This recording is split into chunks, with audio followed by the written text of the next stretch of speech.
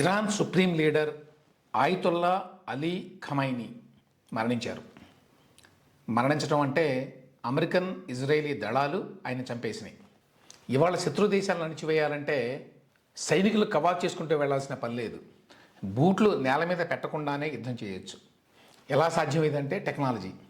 ఎవరో ఇరాన్లో అడుగు పెట్టకుండానే అమెరికా నుంచి ఇజ్రాయెల్ నుంచి మిసైళ్ల వర్షాన్ని కురిపించి ఇరానియన్ నాయకత్వాన్ని హతం చేశారు.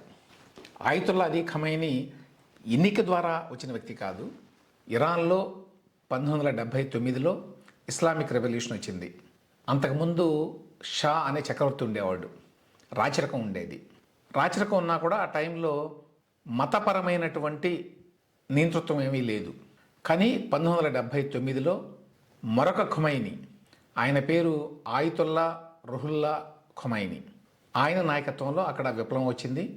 ఇస్లామిక్ విప్లవం ద్వారా షా ప్రభుత్వాన్ని పడగొట్టారు. ఆయన దేశం నుంచి పారిపోయాడు కూడా. అప్పటి నుంచి కూడా అక్కడ ఇస్లామిక్ ప్రభుత్వమే నడుస్తోంది. దాదాపు 10 ఏళ్ల పాటు ఆయితుల్లా రుహుల్లా ఖమైనీ సుప్రీం లీడర్ ఆఫ్ ఇరాన్గా ఉన్నారు. సుప్రీం లీడర్ అంటే ఆయనకి ఎన్నికంటూ ఏమి ఉండదు. ఆయన మాటే వేదం, ఫైనల్ ఏ విషయంలో అయినా. అధ్యక్షుడు ఇతరులను ఎన్నుకుంటారు, కానీ వాళ్ళ అభ్యర్థిత్వాన్ని కూడా ఈ సుప్రీం లీడర్ ఎండార్స్ చేయాలి. లేకపోతే వాళ్ళు ఎన్నికల్లో కూడా నిలబడలేరు. ఆయన తర్వాత ఇప్పుడున్నటువంటి ఈ ఖమైనీ వచ్చారు. యాక్చువల్గా ఈయనకి సంబంధం లేదు. ఆయన పేరు ఖొమైనీ, ఈయన పేరు ఖమైనీ. ఇస్లామిక్ రెవల్యూషన్కి పితామహుడు అని చెప్పుకోదగ్గ వ్యక్తి. ఆయన మూలాలు నిజానికి భారతదేశంలో ఉన్నాయి. ఎలాగంటే వాళ్ళు ఒరిజినల్గా ఖొరసాన్ అని ఇరాన్లో ఆ ప్రాంతానికి చెందిన వాళ్ళట. కానీ 18వ శతాబ్దంలో వాళ్ళు ఇండియాకు వచ్చారు. ఇండియాలోనే సెటిల్ అయ్యారు, అవధ్ ప్రాంతంలో, అంటే లక్నో దగ్గర. అక్కడ అప్పుడు ఒక షియా నవాబు ఉండేవాడు. ఆ ప్రాంతంలో ఉండేవాళ్ళు వీళ్ళు. అయితే ఈ ఖొమైనీ గారి తాతగారు, ఆయన పేరు అబ్దుల్ హిందీ అట. ఆ హిందీ అనే పేరు ఇండియా నుంచి వచ్చింది ఆయనకి. ఇండియాలో ఉంటాడు కాబట్టి హిందీ అని వచ్చింది. ఆయన ఒకసారి ఇరాన్ వెళ్ళాట. వెళ్ళి అక్కడి నుంచి తిరిగి రాలేదు, అక్కడే ఉండిపోయాడు ఆయన. అయితే అక్కడ ఉన్నప్పుడు కూడా ఆయన హిందీ అనే పేరుతోటే ప్రసిద్ధుడట. ఆయన మనవడు 79లో ఇరాన్ ఇస్లామిక్ రెవల్యూషన్కి నాయకత్వం వహించినటువంటి రుహుల్లా ఖమైనీ. సో ఆయన 89లో చనిపోయిన తర్వాత ఈ అలీ ఖమైనీ అనే ఆయన్ని సుప్రీం లీడర్ని చేశారు. అప్పటి నుంచి ఇప్పటి వరకు ఆయనే నాయకత్వం వహించాడు. అంటే దాదాపు 36 సంవత్సరాల పైగా ఆయన తిరుగులేని నాయకుడిగా ఉన్నాడు ఇరాన్కి. ఆయన ఆధ్వర్యంలో ఇరాన్లో ఇస్లామిక్ రాజ్యం ఇంకా బలపడింది. అందరూ కూడా వాళ్ళు నిర్దేశించినటువంటి మత సూత్రాల ప్రకారమే బతకాలి. ఎవరైనా వ్యతిరేకిస్తే వాళ్ళని తీవ్రంగా హింసించడం, జైల్లో పెట్టడం, ఇట్లాంటివన్నీ జరిగినాయి. చాలాసార్లు నిరసనలు జరిగినాయి ఇరాన్లో కూడా గత 4 దశాబ్దాల్లో. కానీ ప్రతిసారి కూడా ఆ నిరసనల్ని అణిచివేశారు. వీటితో పాటుగా పాశ్చాత్య దేశాలను వ్యతిరేకించేటువంటి మిగతా దేశాలను కూడా కూడగట్టి ఇరాన్ నాయకత్వం వహించింది. ఈ నేపథ్యంలోనే వాళ్ళు లెబనాన్లో హెజ్బల్లా అనేటువంటి ఒక ఆర్మ్డ్ మిలీషియాని ప్రోత్సహించేవాళ్ళు. వాళ్ళకి బాంబులు గిమ్ములు అన్నీ ఇచ్చి బాగా సపోర్ట్ చేసేవాళ్ళు. వాళ్ళు ఇజ్రాయెల్ మీద ఎప్పుడు యుద్ధం చేస్తూ ఉండేవాళ్ళు. అదేవిధంగా గాజాలో హమాస్కు కూడా వీళ్ళు సపోర్ట్ చేసేవాళ్ళు. వీళ్ళు కాకుండా హూతీస్ అని ఉన్నారు, వాళ్ళకు కూడా ఆయుధాలు అందించేవాళ్ళు. సో వీళ్ళందరి ద్వారా ఇజ్రాయెల్ మీద ఈ పాశ్చాత్య దేశాల సైనిక స్థావరాలు ఎక్కడున్నా వాటి మీద దాడులు చేస్తూ ఉండేవాళ్ళు. ఇరాన్లో ఈ ఇస్లామిక్ ప్రభుత్వాన్ని, ఖమైనీ నాయకత్వాన్ని తొలగించాలని చెప్పి ఇజ్రాయెల్, అమెరికా బాగా ప్రయత్నిస్తూ వస్తున్నాయి ఎప్పటి నుంచో. ఇజ్రాయెల్ భయం ఏంటంటే ఒకవేళ ఇరాన్ కనుక న్యూక్లియర్ బాంబుల్ని డెవలప్ చేస్తే వాళ్ళు ఖచ్చితంగా ప్రయోగిస్తారు ఇజ్రాయెల్ మీద, అందులో సందేహమే లేదు. అందువల్ల ఎట్టి పరిస్థితుల్లో ఇరాన్ అణుబాంబుల్ని డెవలప్ చేయకూడదు, డెవలప్ చేసేటువంటి కేపబిలిటీ ఉండకూడదు అని చెప్పి గతంలో చాలాసార్లు ఇజ్రాయెల్ ఇరాన్ మీద మిసైల్ అటాక్స్ చేసింది. అంటే ఎస్పెషల్లీ న్యూక్లియర్ ఇన్స్టాలేషన్స్ మీద. అదేవిధంగా ఇరానియన్ న్యూక్లియర్ సైంటిస్టులను కూడా టార్గెట్ చేసి మరీ చంపింది. పోయినాడాది ఒకసారి మళ్ళీ ఈ రకమైన దాడులు జరిగిన విషయం కూడా తెలుసు మనకి. అప్పుడు అమెరికా, ఇజ్రాయెల్ కలిసి దాడులు చేసినాయి. ఈ విధంగానే న్యూక్లియర్ ఇన్స్టాలేషన్స్ని నాశనం చేయాలి అని చెప్పి. ఇస్లామిక్ దేశాలన్నింటిలో కూడా ఒక పాకిస్తాన్కి మాత్రమే న్యూక్లియర్ శక్తి ఉంది. అయితే పాకిస్తాన్ అమెరికా కనుసన్నల్లో ఉంది కాబట్టి వాళ్ళకంత భయం లేదు.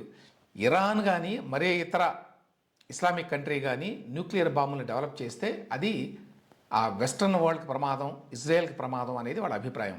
పోయినేడాది ఈ న్యూక్లియర్ ఇన్స్టలేషన్స్ మీద దాడులు చేసిన తర్వాత కూడా మళ్ళీ వీళ్ళు మొదలుపెట్టి అదే పని చేస్తున్నారు అనేటువంటి అభిప్రాయం ఉంది. అందుకోసం అని చెప్పి ఇరాన్తో చర్చలు జరిపి వాళ్ళు న్యూక్లియర్ బాంబును డెవలప్ చేయకుండా ఒక అంగీకారానికి రావాలి అని ఒక ప్రయత్నం అయితే జరిగింది. అయితే ఆ చర్చలు చాలా స్లోగా నడుస్తున్నాయి. అవి ఎప్పటికీ ఒక కొలిక్కి వచ్చేయట్లేవు అని చెప్పి ట్రంప్కి విసుకొచ్చింది. గత కొన్ని రోజులుగా అతను ప్రకటన చేస్తున్నాడు, ఇరాన్ మీద మేము దాడులు చేస్తాం, సిద్ధంగా ఉండండి అని. చెప్పినట్టుగానే దాడులను మొదలుపెట్టారు శనివారం నుంచి. నేను బిగినింగ్లో చెప్పినట్టుగా యుద్ధాలు చేయాలంటే గతంలో లాగా పెద్ద ఎత్తున సైన్యాలను పంపించాల్సిన అవసరం లేదు. నేను ఇవాళే ఒక వీడియో చేశాను యాంథ్రోపిక్ మీద. ఇన్ఫ్యాక్ట్ ఇప్పుడు ఈ యుద్ధంలో కూడా యాంథ్రోపిక్ని విస్తారంగా వాడారు అనే రిపోర్ట్స్ వచ్చినాయి. యాంథ్రోపిక్ అట్లాగనే పాలంటీర్ ఇట్లాంటి రకరకాల ప్రొడక్ట్స్ ఉన్నాయి, టెక్నాలజీ ప్రొడక్ట్స్, ఆర్టిఫిషియల్ ఇంటెలిజెన్స్తో చేసినవి. వాటి ద్వారా ఇరాన్లో సుప్రీం లీడర్ ఖమైనీ లేకపోతే ఇతర సీనియర్ లీడర్స్ వీళ్ళంతా ఎక్కడున్నారు, ఎక్కడ మీటింగ్ అవుతున్నారు, ఇట్లాంటివన్నీ తెలుసుకోవడం సాధ్యమైంది వాళ్ళకి. మొదట సిఐఏకి సమాచారం వచ్చిందట, ఇదిగో ఫలానా కాంపౌండ్లో ఖమైనీ ఉన్నాడు, అక్కడ కలవబోతున్నారు సీనియర్ లీడర్స్ అందరినీ కూడా అని. ఆ విషయాన్ని సిఐఏ ఇజ్రాయెల్కి చెప్పిందట. ఇజ్రాయెల్ టార్గెట్ చేసి ఆ కాంపౌండ్ మీద మిసైల్స్ వేసింది. ఫోటో కూడా చూడొచ్చు. ఆ కాంపౌండ్ మీద మిసైల్స్ వేశారు టార్గెట్ చేసి. కరెక్ట్గా ప్రిసైజ్గా వెళ్ళి తగిలినవి. దాంతో ఆయన చనిపోయాడు. ఆయనతో పాటు ఇంకా చాలామంది చనిపోయారని చెప్తున్నారు, చీఫ్ ఆఫ్ స్టాఫ్, ఇతర సీనియర్ నాయకులు కూడా. అయినా కూడా ఇరాన్ చాలా బెంకంగా మేము యుద్ధాన్ని కొనసాగిస్తాం, అమెరికాకి మేమేంటో చూపిస్తాం, ఇట్లాంటి మాటలు అన్నారు. కానీ అమెరికా ముందు, ఇజ్రాయెల్ ముందు ఇరాన్ ఎక్కువ రోజులు నిలబడలేదు. ఇప్పుడు మరి ఖమైనీ చనిపోయాడు. ఏంటి పరిస్థితి అంటే, ట్రంప్ ఏం చెప్పాడంటే ఒక పిలుపునిచ్చాడు ఇరానియన్ ప్రజలకి. మీకు ఎప్పుడూ రాని అవకాశం ఇది, కొన్ని తరాల్లో ఒక్కసారి మాత్రమే వచ్చేటువంటి అవకాశం. మీ నిరంకుశ నాయకత్వాన్ని మేము ఏరేస్తున్నాం. ఈ అవకాశాన్ని అందిపుచ్చుకొని మీరు మీకు కావాల్సినటువంటి ప్రభుత్వాన్ని ఏర్పాటు చేసుకోండి అని అన్నాడు. కానీ అంత సులభంగా అవుతుందా అది? ఇప్పటివరకు అయితే ఇరాన్లో ఇస్లామిక్ ప్రభుత్వం యొక్క హోల్డే ఉంది. అయితే ఇప్పుడు నాయకత్వం చనిపోయింది కాబట్టి ఆ వ్యాక్యూమ్లోకి ఎవరు వెళ్తారని చూడాలి. ఇప్పటికిప్పుడైతే ఇరానియన్ ప్రెసిడెంట్ ఇంకా ఇతర సీనియర్ నాయకులు కొంతమంది ఉన్నారట, వాళ్ళని సుప్రీం లీడర్గా ప్రకటించాలని చెప్పి అనుకుంటున్నారట. లేదు, ఇరాన్లో ప్రజలు తిరగబడి ఈ ఇస్లామిక్ ప్రభుత్వాన్ని కొలదోసి కొత్త ప్రభుత్వాన్ని ఏర్పరచుకుంటారా అనేది ఇప్పుడు అందరూ ఎదురు చూస్తున్నటువంటి విషయం. ఇక చివరిగా చెప్పాల్సిన పాయింట్ ఒకటి ఏమిటంటే, అమెరికా అనేది ఏ విధంగా పెద్దనగా వ్యవహరిస్తోంది, ఎంత సులభంగా ఆయా దేశాల మీద దాడులు చేసి ఆ దేశ నాయకుల్ని హతం చేయటమో కిడ్నాప్ చేయడమో చేస్తోంది అనేది చాలా ఆశ్చర్యకరంగా ఉంది.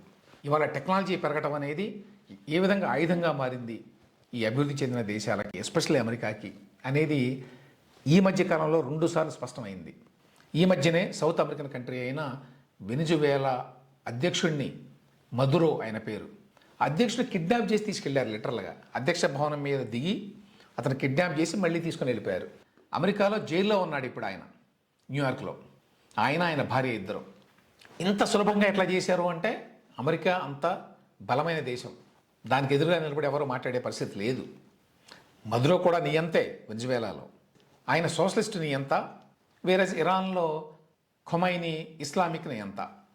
ఆ దేశంలో ప్రజాస్వామ్యం లేదు, నియంతృత్వం ఉంది. ఇవన్నీ నిజమైనప్పటికీ అమెరికా లాంటి దేశానికి లేకపోతే ట్రంప్ లాంటి నాయకుడికి ఏ అధికారం ఉన్నది వేరే దేశాలకు వెళ్ళి ఆ దేశపు నాయకత్వాన్ని ఆ విధంగా చంపేయడం కావచ్చు, కిడ్నాప్ చేయడం కావచ్చు?